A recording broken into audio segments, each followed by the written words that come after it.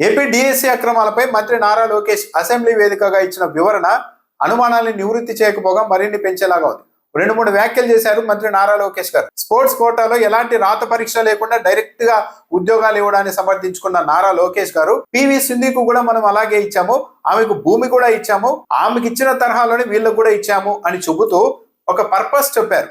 అంతర్జాతీయ స్థాయిలో మన దేశంలో క్రీడాకారులు పెద్దగా మెడల్స్ సాధించలేకపోతున్నారు, మనం ఇలా రాత పరీక్ష ఏదీ లేకుండా డైరెక్ట్ గా ఉద్యోగాలు ఇస్తే భవిష్యత్తులో పిల్లలు ధైర్యంగా క్రీడల్లో పాల్గొంటారు.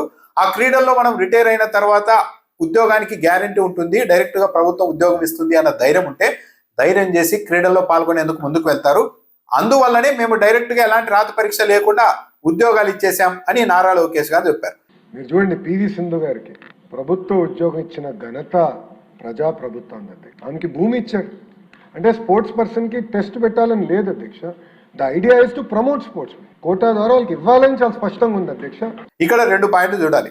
పివి సింధు అంతర్జాతీయ స్థాయిలో మెడల్స్ సాధించారు.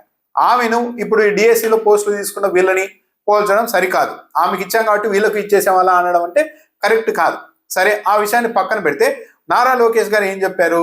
సింపుల్ గా నీట్గా ఆలోచిస్తే, ఇలా ఉద్యోగాలు డైరెక్ట్ గా ఇస్తే భవిష్యత్తులో పిల్లలు ధైర్యంగా మనకు ఈ క్రీడల్లో రిటైర్ అయిన తర్వాత మళ్ళీ ఒక ఉద్యోగం అంటూ ఉంటుంది అన్న ధైర్యంతో వెళ్తారో అప్పుడు మెడల్స్ వస్తాయి అని చెప్పారు. మరి అదే నిజమైతే, పర్పస్ అదే అయితే 2012లో ఇచ్చిన జీవో ప్రకారం ఏ ఉద్యోగానికైనా సరే ప్రభుత్వ ఉద్యోగానికి రాత పరీక్ష తప్పనిసరి, స్పోర్ట్స్ కోటాలో కూడా. సరే, మేము ఈ ఉద్దేశంతోనే రాత పరీక్ష లేకుండా డైరెక్ట్ గా తీసుకున్నామని నారా లోకేష్ గారు చెప్తున్నారు. జీవో నెంబర్ 4, జీవో నెంబర్ 47 ఈ రెండింటి ద్వారా స్పోర్ట్స్ కోటాలో రాత పరీక్ష లేకుండా డైరెక్ట్ గా ఉద్యోగాలు ఇచ్చేశారు. బాగానే ఉంది. ఏది భవిష్యత్తులో క్రీడాకారుల్ని ప్రోత్సహించాలన్న ఉద్దేశంతో ఇదంతా చేశారని నారా లోకేష్ గారు చెప్తున్నారు. నమ్ముదాం. మరి అదే ఉద్దేశం అయితే ఈ మెగా డిఎస్సి నియామకాల ప్రక్రియ పూర్తయిన వెంటనే జీవో నెంబర్ 23ని తెచ్చి ఇకపైన ఏ ప్రభుత్వ ఉద్యోగాల్లో అయినా సరే స్పోర్ట్స్ కోటాలో ఉద్యోగం సాధించాలి అంటే రాత పరీక్ష తప్పనిసరి అని ఎందుకు ఇదే ప్రభుత్వం మళ్ళా జీవో ఇచ్చింది? కరెక్ట్ గా ఆ డిఎస్సికి మాత్రమే రాత పరీక్ష లేకుండా జీవోలు మార్చి ఆ ప్రక్రియ పూర్తవగానే మళ్ళీ ఇకపైన రాత పరీక్ష అవసరమని ఎలా చెప్పారు? భవిష్యత్తులో క్రీడాకారుల్ని ప్రోత్సహించాలన్న ఉద్దేశం నిజమైనది అయితే, అది జెన్యూన్ గా చేసిన ఉద్దేశమే అయితే ఈ జీవోల్ని కంటిన్యూ చేయాలి కదా. డిఎస్సి ప్రక్రియ పూర్తవగానే ఇకపైన మాత్రం మళ్ళీ మీరు రాత పరీక్ష రాయాల్సిందని ఎందుకు చెప్పారు? అంటే రాత పరీక్ష లేకుండా డైరెక్ట్ గా ఉద్యోగాలు ఇస్తే భవిష్యత్తులో క్రీడాకారులు ధైర్యంగా పిల్లలు క్రీడల్లో పాల్గొని దేశానికి మెడల్ తెస్తారు అని నారా లోకేష్ గారు చెబుతున్న ఉద్దేశం అన్నది వాస్తవం కాదు అన్నది అర్థమైపోతోంది. నారా లోకేష్ గారు చెప్పిన మాట నిజమైతే రాత పరీక్ష లేకుండా భవిష్యత్తులో కూడా ఉద్యోగాలు ఇస్తాం అన్న ఆ జీవోల్ని కంటిన్యూ చేసి ఉండాల్సింది. ఈ డిఎస్సి నియామక ప్రక్రియ కొనసాగుతున్న సమయంలోనే ఒక ఆడియో టేపు బయటకు వచ్చింది. ఆ ఆడియో టేప్ లో స్పోర్ట్స్ కోటాలో ఒక్కో ఉద్యోగాన్ని 15 లక్షలు ఇస్తే మేము ఇస్తామంటూ బేరసారాలు ఆడిన ఆడియో టేపు. ఆ ఆడియో టేపు మీద కూడా ఈరోజు నారా లోకేష్ గారు అసెంబ్లీలో వివరణ ఇస్తూ ఆ ఆడియో టేపు బయటకు రాగానే విజయవాడ పోలీస్ కమిషనరేట్ పరిధిలో, బాగా గుర్తుపెట్టుకోండి, విజయవాడ కమిషనరేట్ పరిధిలో ఫిర్యాదు నమోదైంది. వెంటనే అతన్ని అరెస్ట్ చేసి జైలుకు కూడా పంపించామని చెబుతూనే ఈరోజు నారా లోకేష్ గారు ఇంకా దీనికి లాజికల్ కంక్లూజన్ తీసుకురాలేదు అని చెప్తున్నారు.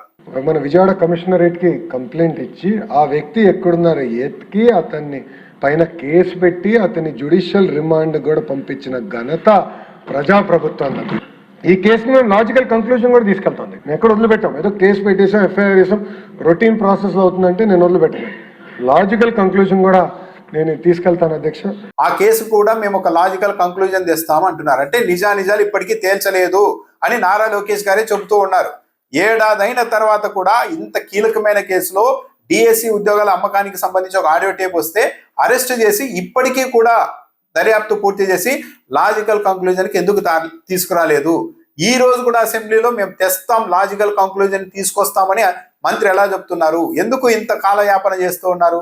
ఇక్కడ కూడా అనుమానాలు రేకెత్తిస్తుంది కదా. ఇక కృష్ణా జిల్లాలో నవీన్ అనే వ్యక్తికి ఫస్ట్ ర్యాంక్ రావడంపై వస్తున్న ఆరోపణలపైన కూడా మంత్రి నారా లోకేష్ గారు స్పందించారు. అతడు అవుట్ సోర్సింగ్ ఉద్యోగిగా పనిచేస్తున్నారు, అనుమతి తీసుకోలేదు ఒకటి, అతడు ఫస్ట్ ర్యాంక్ వచ్చినప్పటికీ కూడా సర్టిఫికేట్ల వెరిఫికేషన్ కు రాలేదు కాబట్టి అతడికి ఉద్యోగం రాలేదు అని నారా లోకేష్ గారు చెప్తున్నారు. ఇక్కడ గమనించాల్సింది ఏంటంటే ఆ నవీన్ అనే వ్యక్తి 2016 నుంచి అక్కడ పనిచేస్తున్నారు. అంటే 9 ఏళ్ళుగా పనిచేస్తూ ఉన్నారు. 9 ఏళ్ళుగా అక్కడ పనిచేస్తున్న వ్యక్తి డిఎస్సిలో పరీక్షలు రాస్తూ ఉంటే ఆ సిబ్బందికి తెలియకుండా ఉంటుందా? ఒకటి. రెండు, అతడు నిజంగానే నిజాయితీగా చదువుకొని ఫస్ట్ ర్యాంక్ తెచ్చుకొని ఉంటే జస్ట్ అతడు ఒక ఎన్ఓసి తీసుకోలేదన్న కారణంతో అతడి జీవితాన్ని తలకిందులు చేసేంత కఠినంగా ఉన్నతాధికారులు వ్యవహరించి ఉండేవారా? అంటే అతడికి ఫస్ట్ ర్యాంక్ రావడం వెనుక ఏదో కుట్ర జరిగింది, ఏదో తారుమారు జరిగిందని గుర్తించి అతడిని దూరంగా పెట్టారన్నది కూడా అర్థమవుతోంది. ఒకటి, అతడు సర్టిఫికేట్ల వెరిఫికేషన్ కు రాలేదు అని అంటున్నారు. కానీ అతడు హైకోర్టుకి వెళ్ళి డైరెక్ట్ చెప్పారు, నా లాగిన్ ని బ్లాక్ చేశారు, నాకు కాల్ లెటర్ రాలేదు, నాకు ఫస్ట్ ర్యాంక్ వచ్చినప్పటికీ కూడా కాల్ లెటర్ పంపలేదు, కాబట్టి నాకు కాల్ లెటర్ పంపించి ఉద్యోగంలోనికి తీసుకునేలాగా ఆదేశాలు ఇవ్వండి అని హైకోర్టుకు వెళ్ళారు. లాగిన్ బ్లాక్ చేశారు, అతడికి కాల్ లెటర్ వెళ్ళింది కానీ అతడే సర్టిఫికేట్ల వెరిఫికేషన్ కి రాలేదు అన్నది కూడా అవాస్తవం. సో వీటన్నింటిని బట్టి చూస్తుంటే ఈరోజు మంత్రి నారా లోకేష్ గారు ఇచ్చిన వివరణ తర్వాత కూడా డిఎస్సి అక్రమాలపై వైఎస్ఆర్ కాంగ్రెస్ పార్టీ లేవనెత్తిన ప్రధాన ప్రశ్నలు ఇంకా సజీవంగానే ఉన్నాయి. నారా లోకేష్ గారి వివరణ తర్వాత కొన్ని అనుమానాలు అయితే పెరిగాయి.